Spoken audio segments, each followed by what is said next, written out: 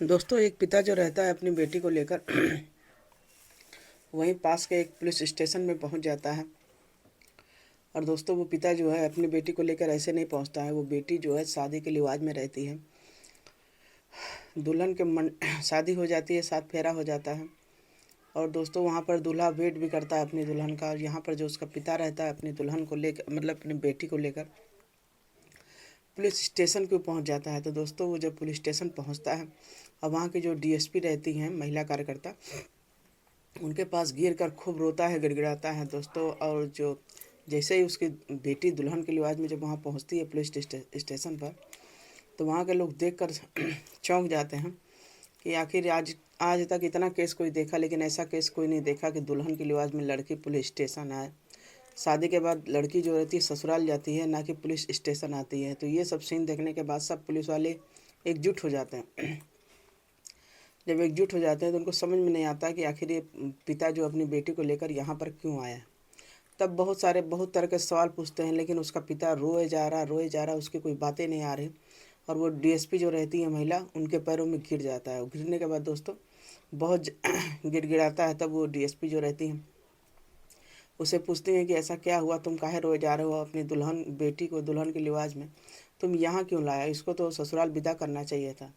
तब दोस्तों वो जो पिता जो रहता है रो रो कर अपनी पूरी दुख भरी कहानी जो है अपनी जो थाना इंचार्ज रहती हैं डीएसपी कार्यकर्ता, उनको सुनाता है। तो दोस्तों जैसे वो सुनती हैं, उनके भी समझ लीजिए कि रूह कांप जाती है, उनके भी समझ लीजिए पैरों तले ज़मीन खिसक जाती है कि कैसे कोई ऐसा कर सकता है कि उसके डर की वजह से ये जो पिता अपनी बेटी को लेकर पुलिस स्टेशन आए हैं। तो आखिर इसके पीछे का रहस्य क्या है दोस्तों, चलिए ब्लॉग में आप लोग बने रहेगा, स्किप करके नहीं देखिएगा, आपको समझ में नहीं आएगा। तो दोस्तों, ये सच्ची घटना पर आधारित ब्लॉग है दोस्तों। बहुत हर जगह शांतशाही होता है, तो उसी में एक जगह इतना जुल्म होता है। तो दोस्तों वहीं पर से छोटा सा ब्लॉग आप लोग साथ शेयर कर रहे हैं, और अच्छा लगेगा तो सब्सक्राइब कीजिएगा और लाइक शेयर कमेंट जरूर कीजिएगा। तो दोस्तों चलिए इस ब्लॉग को आगे बढ़ाते हैं। तो दोस्तों, एक राजस्थान का जैसलमेर पड़ता है, वहीं पर एक छोटा सा गांव रहता है, वहीं की सच्ची घटना पर आधारित ब्लॉग है। तो वहाँ पर एक पिता रहता है जिसका नाम रहता है रामदास। उसकी 4 बेटियाँ थी। तो 4 बेटियाँ रहती हैं तो दोस्तों बहुत गरीबी से सबको पालता है, पोसता है। और इसके बाद दोस्तों उसके गांव में एक ज़मींदार रहते हैं। तो ज़मींदार रहते हैं दोस्तों बहुत ज़्यादा दबंगई किस्म का रहता है। वो जो ज़मींदार रहते हैं उनके आर्डर के बिना जो है पत्ता नहीं हिलता है। कहीं भी कुछ होता था सबसे पहले उनके घर पे ही, कहते हैं कोई भी चीज़ हो, कोई भी खुशी का पर्व हो, तो पहले उस ज़मींदार के घर कोई जाता था। तब अगर उसके बताए मतलब बिना इजाज़त के अगर कोई कुछ काम भी करता था तो जो ज़मींदार था उसको सज़ा देने लगता था। यहाँ तक कि कहीं भी कुछ भी होता था तो सबसे पहले ज़मींदार के यहाँ आदमी, जब तक उनको नहीं पता चलता था, कहते हैं कि सबसे पहले जो भगवान को भोग लगाइए, वो भगवान जब वो भोग जैसे कहते हैं कि जमींदार को नहीं लगता था तो जमींदार जो था सज़ा देने लगता था। इस प्रकार से उसकी दबंगई इतनी ज़्यादा बढ़ गई थी, इतनी कि गांव वाले पूरे परेशान थे। और सबसे बड़ी बात तो ये दोस्तों, जब भी गांव में कोई भी बेटी की शादी होती थी नई नई, तो सबसे पहले वो नियम ये लगा दिया था किसी भी लड़की की शादी होगी तो सबसे पहले उसके घर जाएगी, वो जो जमींदार रहता है उसके साथ सुहागरात मनाएगा, उसके बाद वो लड़की कहीं जाएगी। इस प्रकार दोस्तों उस जमींदार की दबंगई इतनी बढ़ जाती है कि कोई भी आदमी जो है उसके खिलाफ बगावत नहीं कर पा रहा था, क्योंकि वो अगर कोई बगावत करता था तो उसको तुरंत वहीं पर मार देता था। इस प्रकार दोस्तों पुलिस वाले भी थे उसके आगे नतमस्तक कर रहे थे, मतलब झुकते थे। ऐसे मतलब इतनी तबाही थी कि कोई गांव वाले आगे नहीं बढ़ते थे कि जो हो रहा है सो हो रहा है। तो इस प्रकार दोस्तों जमींदार रहता है अपनी बेटी की भी शादी करता है, तो सब यही सोचते थे कि चलो अपनी बेटी की भी शादी कर रहा है तो शायद ऐसा करे। लेकिन दोस्तों कोई अपना अपना नहीं करता है, फिर दूसरे का ही अनहित करने की कोशिश करता है। इसी प्रकार जो जमींदार रहता है, गांव की कहीं भी बहू बेटी अगर चोरी से भी शादी हो गई चाहे जैसे भी, तो अगर जान जाता है कोई उसके दर पे नहीं आता तो वो उसके पिता को मार देता था, उसके घर वालों को पूरा ज़मीन हड़प लेता था। इस प्रकार दोस्तों बहुत सारी उसके साथ दबंगई हो रही थी। तभी एक दिन एक जमींदार रामदास नाम का इंसान रहता है, तो वो भी अपने बड़ी लड़की की शादी करता है। तो वो भी सोच रहा था कि मैं भी अपनी लड़की की शादी करूंगा तो जो जमींदार हैं इनके पास ले जाना होगा। लेकिन दोस्तों कहीं ना कहीं उसकी आत्मा धिक्कार रही थी उस पिता की कि ऐसा कौन सा नियम है, सरकार का कोई मतलब कोई भी मतलब ऐसा प्रशासन कौन सा है कि कोई सुनवाई नहीं है। तो वो भी दोस्तों कहते हैं ना, जब ज़्यादा अंधेरा होता है तो उसमें भी उजाला आता है। तो उसी प्रकार दोस्तों वहाँ पर भी एक डीएसपी नई नई आती है। जो डीएसपी नई नई आती है तो दोस्तों बहुत ज़्यादा दबंग गई थी, दबंग किस्म की मतलब औरत थी। तो उसके उसी के बाद दोस्तों होता क्या है, वो पिता शादी करता है तो कुछ दिमाग में उसके ऐसे मतलब दिमाग में कुछ ऐसी बातें उसके घर कर जाती हैं कि जिसे हर गांव वाले मिसाल दे रहे थे, क्योंकि सब गांव वाले तो डर रहे थे, कोई आगे नहीं बढ़ रहा था। सब अपनी बेटी की शादी करने के बाद उस जमींदार के पास ले जा रहे थे, मतलब इतना डर के साए में। उसके बाद ही दोस्तों लड़की की विदा होती थी। तो यहाँ पर जो रामदास रहता है अपने लड़की की शादी करता है और शादी के बाद अपने दामाद से बोलता है कि आप यहीं रुकिए मंडप में और हम अभी आते हैं, पुलिस स्टेशन से होकर। तब वो चोरी चोरी अपनी बेटी को ले जाकर पुलिस स्टेशन लेके चला जाता है। पुलिस स्टेशन जैसे लेके जाता है तो वहीं पर खूब रोता है, गिड़गिड़ाता है। अब वहाँ पर सब जितने पुलिस वाले रहते हैं, जितने कार्यकर्ता रहते हैं, वहाँ डीएसपी एक अध्यक्ष रहती हैं, नई नई आई रहती हैं, तैनात होती हैं, वो भी देखती हैं, सुनती हैं। तो वो बोलती हैं कि ऐसा है, शादी के लिवाज में आपकी बेटी ससुराल जाना चाहिए, तो आप यहाँ क्यों लेकर आए हैं। ये सब सुनते ही पुलिस जो पिता रहते हैं रामदास, डीएसपी जो कार्यकर्ता रहती हैं अध्यक्ष, उनके पैरों में गिर जाता। और जब गिर जाता है तो दोस्तों रोने लगता है। और रोने लगता है तो जब वो डीएसपी पूछती हैं अधिकारी कि ऐसा है आप क्यों रो रहे हैं, आप अपना दुख बताइए, तो वो दुख बताता नहीं, बस ये कहता है मैं अपनी लड़की की शादी कर रहा था, शादी करते करते मैं यहाँ चला आया। और तो वो पूछती हैं क्या तुम्हारी लड़की के साथ दहेज प्रथा लगी है, क्या लगा है, अभी शादी हुई है, क्या दहेज ज़्यादा मांग रहे हैं। तो वो कहता है ऐसा कुछ नहीं है। तब वो डीएसपी जो रहती हैं वो गुस्सैल किस्म की थी, थोड़ा गर्म दिमाग। तो वो तुरंत गुस्साती हैं कि ऐसा है, जब सब कुछ सही है तो तुमको यहाँ आने की क्या ज़रूरत है, तुम अपनी बेटी को विदा करो, अपने घर जाए। तब दोस्तों वो बोलता है कि नहीं मैडम साहब, यहाँ पर एक ऐसा जमींदार है। पूरी कहानी डीएसपी को बताता है, जो महिला अध्यक्ष रहती हैं।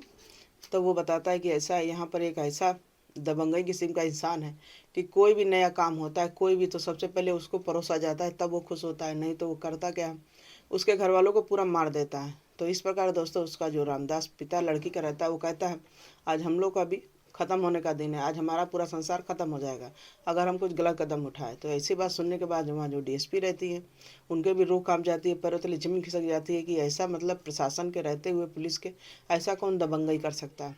तब वो बोलता है कि मैडम जी, यहाँ पर ये बहुत सालों से हो रहा है, यहाँ कोई सुनवाई नहीं है, यहाँ पुलिस वाले भी जाते हैं तो उनके आगे नतमस्तक करते हैं। अब ये सब बात सुनने के बाद डीएसपी महिला के और खून खोल जाता है कि इसका मतलब पुलिस बिक गई है। फिर दोस्तों ऐसे धीरे धीरे एक दिन का डीएसपी की जो महिला रहती है उसके अंदर कुछ ऐसा दिमाग में चलता है जिसे जानने के बाद जो हर हर महिला जो है उसको सलूट करती है, पुलिस कार्यकर्ता उसको सलूट करते हैं कि मतलब ऐसा सबक सिखाई कि पूरा मतलब साम्राज्य वहाँ गांव का बदल गया, माहौल ही बदल गया। तब दोस्तों वो डीएसपी करती क्या, वो करती क्या, लड़की का अपना लिबास पहन कर दुल्हन का, और उसको वहीं पर बैठा देती है पुलिस में। और उसके बाद जो दुल्हन का लिबास पहनने के बाद वही रामदास की बेटी बनकर उसके पास जाती है, जमींदार के पास। तो दोस्तों जो जमींदार रहता है वो तो वही हरकत करता है, नई नवेली दुल्हन को देखकर बाघ जैसे झपट्टा मारता है। तो जैसे ये जाती पूरा पुलिस उलिस का मतलब बंदूक बंदूक लिए रहती अंदर और कपड़े से अंदर ढकी रहती, कोई क्या जानता कि अंदर क्या है। जमींदार भी खुश हो जा रहा था, वो तो कुछ जान नहीं रहा था कि आज उसके साथ कुछ होने वाला है।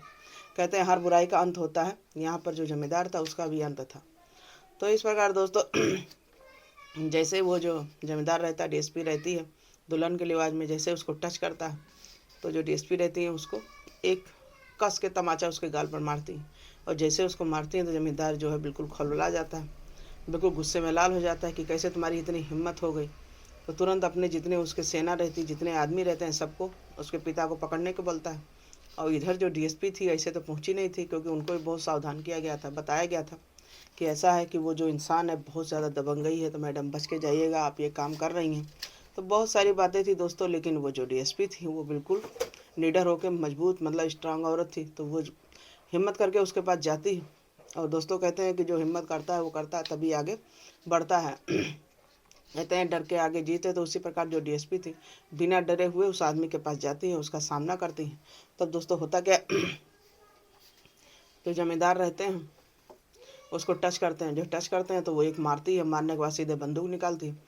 तब वो समझ जाता है कि ये कोई नॉर्मल औरत नहीं है, इसके पिता ने, जो लड़की के पिता थे, वो मेरे साथ गेम खेले हैं। अब वो सोच रहा था कि इसको यहीं पर ख़त्म करने के लिए। लेकिन दोस्तों जैसे ही वो इशारा करता है उसके पिता को पकड़ने के लिए, तो यहाँ जो डीएसपी रहती है कार्यकर्ता, जो महिला अध्यक्ष, वो भी पूरा व्यवस्था से जाती हैं कि जैसे ही हम इशारा करेंगे सबको यहाँ पर इसको पकड़ लेना। तो दोस्तों इस प्रकार जो है वो जो डीएसपी कार्यकर्ता रहती हैं उसकी सूझबूझ के मतलब इतना मजबूती से मतलब दिमाग लगाती है। तो इस प्रकार दोस्तों वहाँ के जो जमींदार रहते हैं उनका जो है पूरा जो है साम्राज्य का अंत होता है। जितना कहते हैं वहाँ पर पिस्टल, बंदूक, बहुत सारी चीज़ें थी, पूरा कहते हैं असला, बंदूक जितना भी था सबको वो कब्जे में लेती है। तो इस प्रकार दोस्तों वहाँ पर जो जमींदार रहते हैं उनको जो है पकड़ के पुलिस फिर जेल में डालती है। तो उनके खिलाफ बहुत सारी कार्रवाई होती है। तो कहते हैं चाहे कोई कितना भी अंत कर ले, कितना भी को कर ले, हर चीज़ का एक अंत होता है। जैसे यहाँ जमींदार था, सोच रहा था कि कोई कुछ मेरा बाल नहीं बांका कर सकता है, कुछ नहीं कर सकता है। तो दोस्तों कहते हैं उनका भी अंत होता है। और यहाँ पर जो लड़की के पिता रहते हैं रामदास, जो ऐसा कदम उठाए, कहते हैं कि ना डर के आदमी अगर वैसे रहेगा तो कभी किसी की कोई आवाज़ जब उठाएगा तभी कुछ काम होता है। तो दोस्तों यहाँ जो रामदास थे अगर आवाज़ नहीं उठाते तो गांव की हर बेटी जो शादी होता था सबसे पहले जाकर जमींदार के पास ही पड़ोसी जाती थी और पड़ोसी जाती हैं, और ये सिलसिला चलता ही रहता। तो कहते हैं अगर कोई आवाज़ उठाता है तभी कहीं पर कुछ गलत चीज़ का अंत होता है।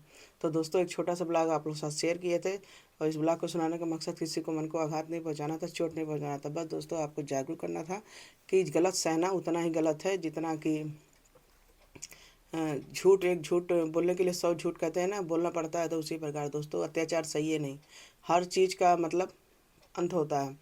तो दोस्तों चलिए इस ब्लॉग को यहाँ पर ख़त्म करते हैं, और हमारे चैनल को सब्सक्राइब कीजिएगा, लाइक कीजिए और शेयर कीजिए, कमेंट कीजिएगा। मिलते हैं फिर अगले ब्लॉग में, जब तक के लिए बाय बाय।